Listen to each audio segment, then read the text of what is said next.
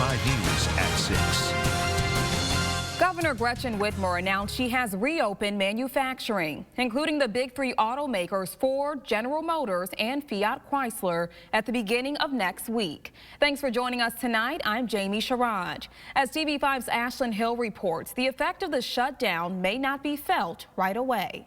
Even though it would be unreasonable to put a number on it, and I don't trust any of the numbers I've heard, we all know it's big. Eric Gordon is a professor at U of M's Ross School of Business. He says closing down the auto industry cost the economy big time, but reopening auto plants is going to raise some concern. There's a lot more danger if COVID restarts in the factories and the workers spread it amongst themselves. On the other hand, at some point, we do have to try to restart the economy, try to get the money circulating, try to get people back to work. Because it's not just the auto workers, it's the people who work in the restaurants that feed the auto workers. It's the people that work in the clothing stores that clothe the auto workers. At some point, we need to reopen. The tricky thing is to know when we are at that point. But even with the positive of jump-starting the economy, Gordon says you can't completely undo what's already been lost.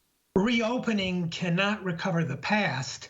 And it's interesting to think about whether it's too early to reopen because you've got to sell the cars. Making the cars and adding them to the piles of cars sitting around in parking lots won't do a lot of good. Gordon says the ripple effects of reopening the auto industry may not be felt right away, but it will be making a big difference for the state of Michigan. It's gigantic. The auto industry is about 3% of the entire U.S. economy.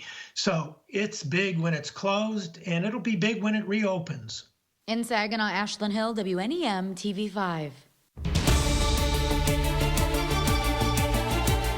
The number of confirmed cases of the coronavirus in Michigan has risen to 46,756 today, including 4,526 deaths. Positive cases grew by 430 and deaths increased by 133 since yesterday. As of today, the state says a total of 22,686 people have recovered. State officials say the rate of growth is continuing to slow while testing rates continue to rise. Locally, Genesee County continues to be a hotspot with more than 1,700 confirmed cases and 223 deaths. In Saginaw County, more than 700 are sickened with COVID-19. And Bay, Lapeer, Shiawassee, and Tuscola counties all saw increases in the number of cases. Mixed news for an early coronavirus hotspot. New York Governor Andrew Cuomo says the rate of new cases and hospitalizations continue to fall. But 3 children have now died of what may be a COVID-19 related illness.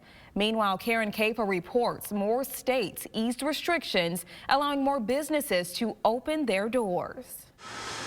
As New York State's rate of coronavirus hospitalizations and new cases trend downward, a troubling trend. Dozens of the youngest New Yorkers afflicted with a possible COVID-19 related illness. It's more an inflammation of the blood vessels, which can then cause problems with their heart.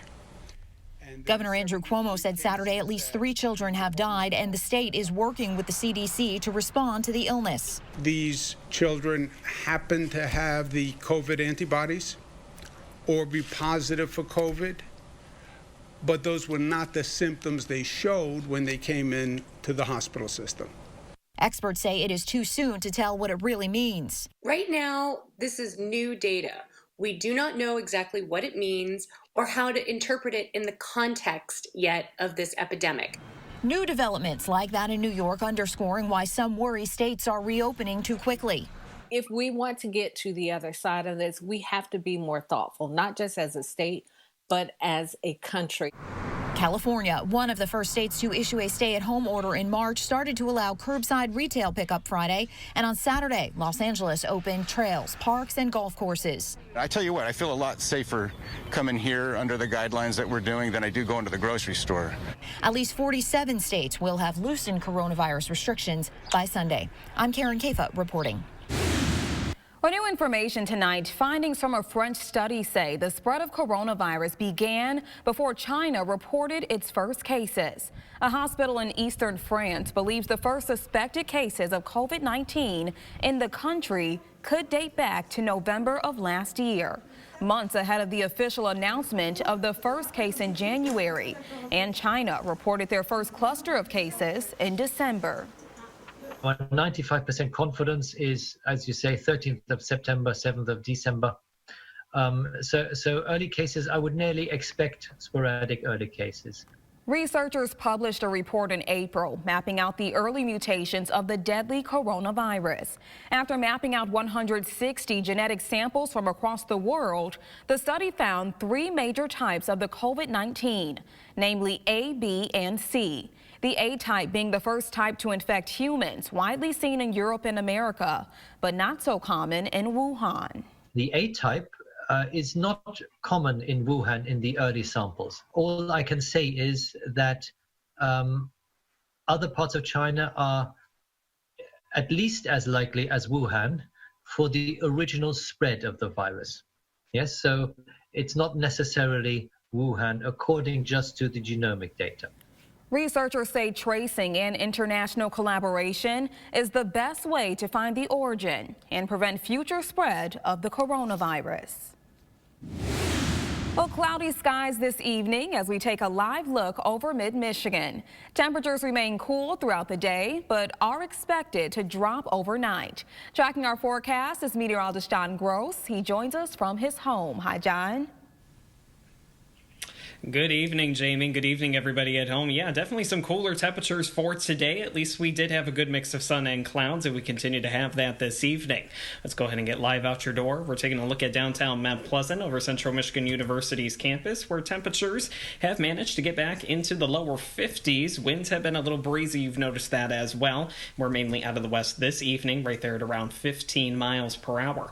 First Warn 5 Sky Tracker continues to show some cloud cover moving in and about our skies for today. Another disturbance off towards our west. That'll be moving our way for Mother's Day, giving us a chance for some rain and possibly a few snow showers as we get into the day tomorrow. So for the rest of tonight, expect temperatures down into the 30s, close to 50 tomorrow, with a chance for a few more rain and snow showers. We're tracking a warm up in the 7-day forecast coming up here in just a little bit. Jamie. Thank you, John. More local news now. A mid-Michigan church supporting their neighbors by feeding the community. Saginaw St. Mary's Cathedral hosted a free food giveaway, providing families with nutritious food for the weekend, especially for Mother's Day. We have a little extra special gift today, a rose for each of the mothers, just to put a smile on their faces. Some people, people will not be able to celebrate with their moms the way that they normally would. And the church partnered with Novell Catholic Community to create and distribute the packages. Well, a consumer alert for a popular vehicle. Why experts gave the Jeep Wrangler one of the lowest safety ratings. Next. And saying goodbye to an icon. We remember the life and legacy of Little Richard, who died at the age of 87.